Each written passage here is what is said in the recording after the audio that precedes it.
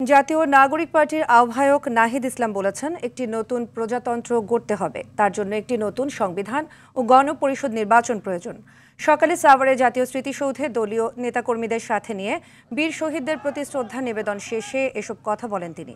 এছাড়া বিচারিক প্রক্রিয়ার মাধ্যমে বাংলার মাটিতে আওয়ামী লীগের রাজনৈতিক ফয়সালা হবে বলেও জানান তিনি। এ সময় তিনি জাতীয় সংলাপে গিয়ে জুলাই সনদ ও জুলাই ঘোষণাপত্র দ্রুত বাস্তবায়নের দাবি জানান।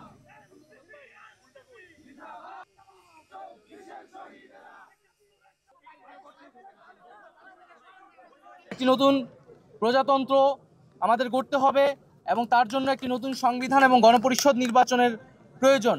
সেই জায়গা থেকে আমরা সেকেন্ড রিপাবলিকের কথা বলেছি এবং আমরা সেই লক্ষ্যে কাজ করে যাচ্ছি।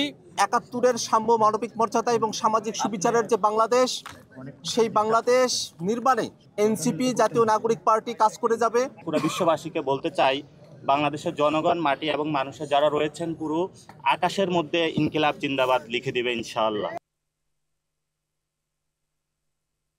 দর্শক, জাতীয় স্মৃতিসৌধে শ্রদ্ধা নিবেদন শেষে এখন রায়ের বাজার বধ্যভূমিতে শ্রদ্ধা নিবেদন করবেন নবগঠিত জাতীয় নাগরিক পার্টির শীর্ষ নেতারা। এ বিষয়ে সবশেষ খবর জানাতে আমাদের সঙ্গে সরাসরি যোগ দিচ্ছেন সহকর্মী বিপুল দেবরায়। বিপুল, জাতীয় নাগরিক পার্টির শ্রদ্ধা জানানোর আনুষ্ঠানিকতা সম্পর্কে আমাদের জানাবেন।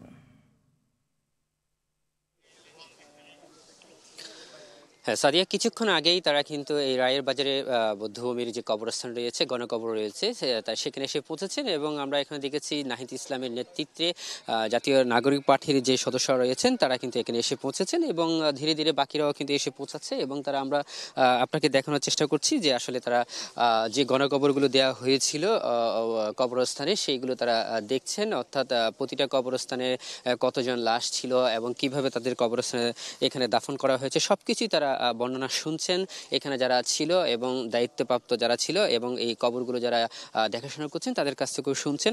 অর্থাৎ নাহিদ ইসলামের নেতৃত্বে পাশাপাশি এই জাতীয় নাগরিক পার্টির যে অন্যান্য সদস্য রয়েছেন তারাও কিন্তু উপস্থিত রয়েছেন। সাজিদ আলমতে, হাসনাত আবদুল্লাহ এবং অন্যান্য যারা আছে সবাই চলে এসেছেন। আমরা আমরা আমরা দেখতে পাচ্ছি যে আসলে তারা পরিদর্শন শেষে কিন্তু 10টা নাগাদের দিকে ফুল দিয়ে শ্রদ্ধা নিবেদন করবেন এবং শ্রদ্ধা নিবেদন শেষে তারা হয়তো গণমাধ্যমের সাথে কথা বলবেন। তবে এর আগে জাতীয় স্মৃতিসৌধে তারা ফুল দিয়ে শ্রদ্ধা নিবেদন করেছেন এবং শ্রদ্ধা নিবেদন শেষে তারা ওই যেমনটাই বক্তব্য দিয়েছিলেন নাহিদ ইসলাম যে আসলে দ্বিতীয় রিপাবলিকের যে বিষয়টি সেটি আবারও তারা দাবি তুলেছেন। সেই সাথে গণপরিষদ নির্বাচনের মধ্যে দিয়ে সংবিধানকে পুনর্লিখনের যে বিষয়টি তারাও কিন্তু বলেছেন এবং তারা সেই সাথে বলেছেন যে আসলে প্রতিটা মানুষের তারা সমর্থন চাই এবং এই দেশকে তারা নতুন করে সাজানোর জন্য যে অঙ্গীকারবদ্ধ ছিল সেটি তারা আসলে করতে চায়। এবং আমরা এখানে দেখতে পেয়েছি যে আসলে তারা আরেকটা বিষয় জানিয়েছেন যে আসলে যে এই গণকবরগুলো দেওয়া হয়েছে যাদেরকে বেওয়ারিশ বলা হচ্ছে তারা বলছেন যে আসলে বেওয়ারিশের কোনো লক্ষণ ছিল না, অর্থাৎ বেওয়ারিশ হওয়ার কথা নেই।